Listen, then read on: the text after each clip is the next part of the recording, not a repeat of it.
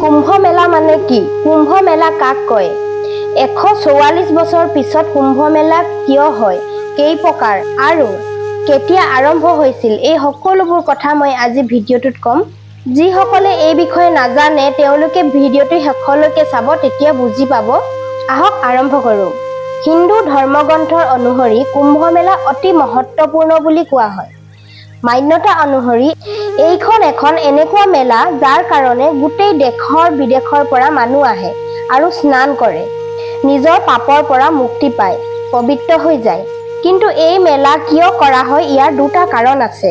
প্ৰথম কাৰণটো হৈছে এবাৰ দুৰ্বাসা ঋষিৰ শাপৰ ফলত দেৱতাসকলৰ শক্তি নাইকিয়া হৈ পৰিছিল আৰু তেতিয়া দৈত্যই দেৱতাসকলক আক্ৰমণ কৰিছিল। যেতিয়া যুদ্ধত দেৱতাসকল দৈত্যসকলৰ পৰা হাৰিবলৈ ধৰিলে, তাৰ পাছত সকলো দেৱতা মিলি বিষ্ণুৰ ওচৰলৈ গ'ল। ভগৱান বিষ্ণুৰ ওচৰত সহায় বিচাৰি প্ৰাৰ্থনা কৰিলে।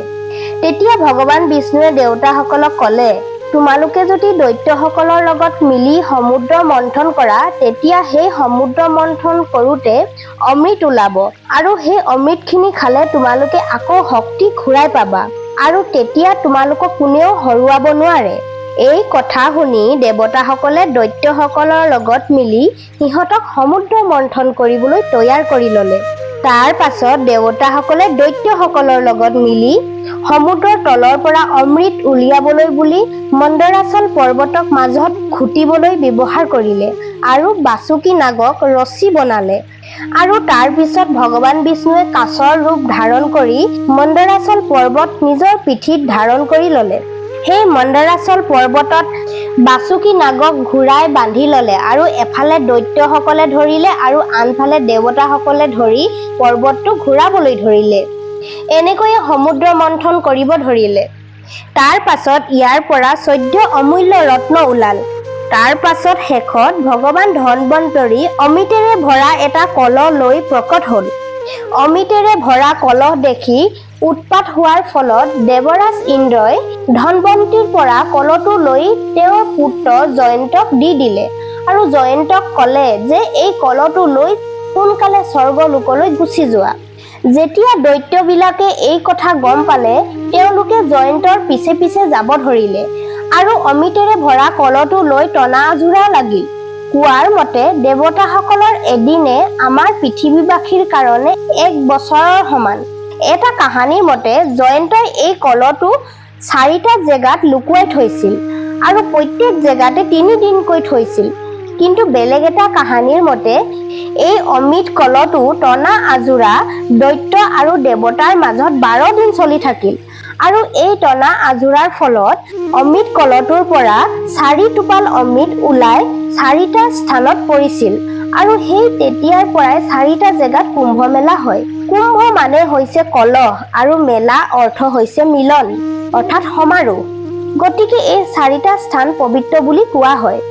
ইয়াৰ ভিতৰত প্ৰথম স্থান হৈছে উত্তৰাখণ্ডৰ গংগা নদীৰ কাষত থকা হৰিদ্বাৰ, দ্বিতীয় হৈছে মধ্যপ্ৰদেশৰ শ্ৰীপা নদীৰ কাষত থকা উজ্জয়িন, তৃতীয় হৈছে মহাৰাষ্ট্ৰৰ গোদাবৰীৰ কাষত থকা নাছিক আৰু চতুৰ্থ স্থান হৈছে উত্তৰ প্ৰদেশৰ গংগা, যমুনা আৰু সৰস্বতী নদীৰ কাষত থকা প্ৰয়াগৰাজ। এই সমুদ্ৰ মন্থনত গ্ৰহ নক্ষত্ৰইও সহায় কৰিছিল। এই গ্ৰহ নক্ষত্ৰৰো বৰদান আছে, কিয়নো যেতিয়া জয়ন্তই অমৃত কলহ লৈ পলাইছিল তেতিয়া চন্দ্ৰমাই অমৃতখিনি বৈ যোৱাৰ পৰা বচাইছিল।